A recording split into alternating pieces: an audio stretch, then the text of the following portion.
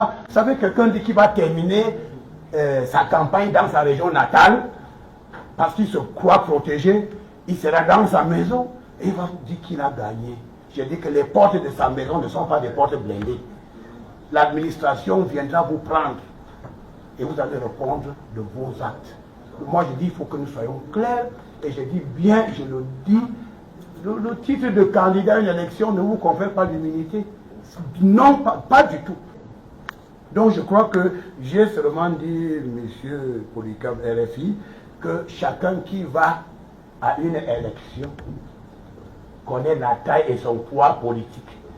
Quand vous me dites que quand il y a un match contre Coton Sport de Garoua et le Real de Madrid, vous croyez que le score sera quoi?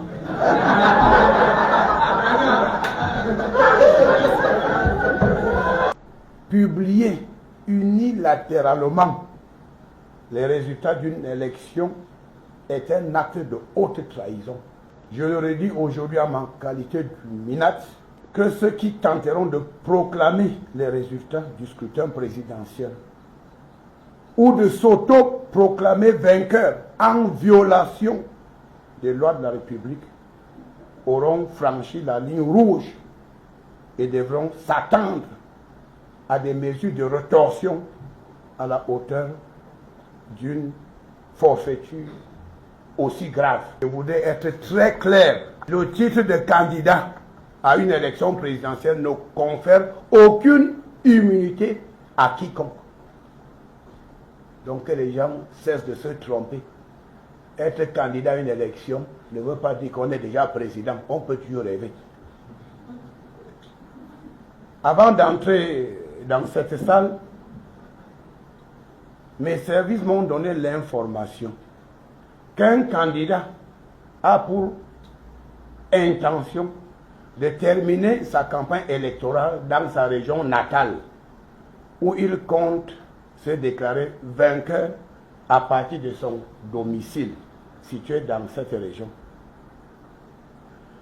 Que ce candidat qui nourrit de telles idées rétrogrades et diaboliques sache que les portes de sa maison ne sont pas des portes blindées et qu'au moindre dérapage, le MINAT passera en action et force restera à la loi. La législation camerounaise ne reconnaît pas les plateformes pour le recensement des votes, ou plus grave, pour proclamer les résultats d'un scrutin présidentiel. Et ceux qui pensent se servir du scrutin présidentiel comme agenda caché pour provoquer des remous sociaux visant une insurrection savamment planifiée de longue date n'ont qu'à bien se tenir. Je leur dis clairement, ils n'auront même pas l'occasion de mettre leur plan diabolique en exécution.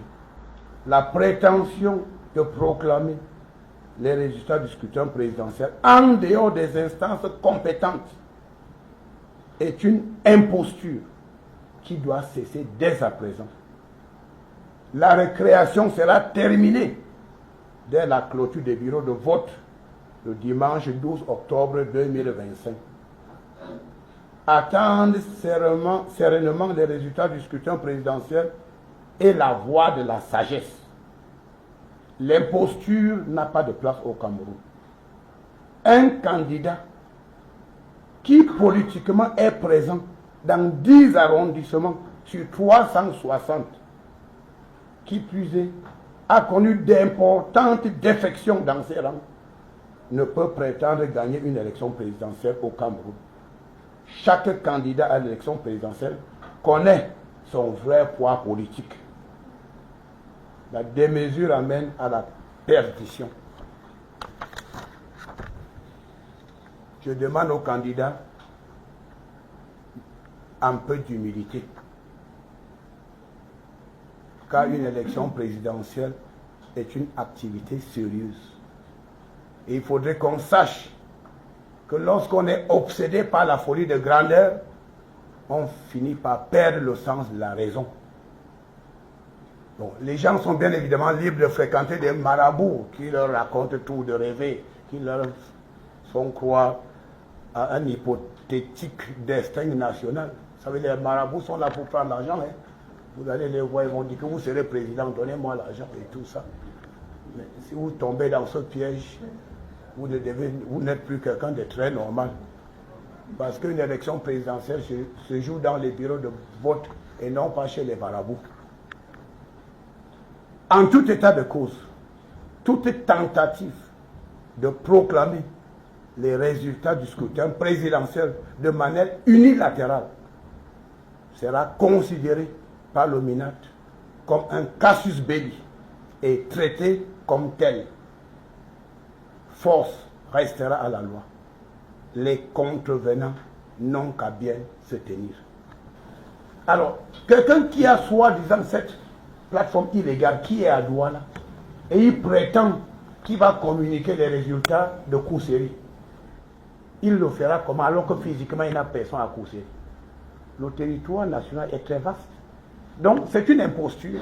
C'est des gens qui ont un agenda caché, qui vont fabriquer des résultats et qui vont donner ce que vous appelez des tendances, et pour amener l'opinion à être focalisée sur tel contre tel. Et c'est ça où nous disons que c'est illégal. Moi je préfère le dire, n'est pas le faire. Il y aura des interpellations, ça je préfère le dire. Il y a le code de bonne conduite que les gens ont signé. Ça veut dire que dès le 12, vous rentrez dans votre maison, vous regardez, vous appelez vos partisans, vous commencez à dire est-ce qu'on a bien travaillé, est-ce qu'on a mal travaillé. Bon, les autres vont faire, ils vont proclamer et on va suivre. Mais, encore on vous donne la possibilité de faire vos récriminations. Je ne suis pas d'accord, je ne suis pas d'accord. Vous faites le procès, vous allez. Et le conseil siège. Et vous avez même la possibilité de défendre votre requête. C'est ça la transparence du scrutin. C'est que nous n'acceptons pas cette fois et qu'on ne va jamais accepter qu'à l'issue du scrutin, quelqu'un fabrique des résultats et dit que voici les résultats, j'ai gagné. Moi, je viens de vous cueillir. Ça, vraiment, il faut que ça soit clair.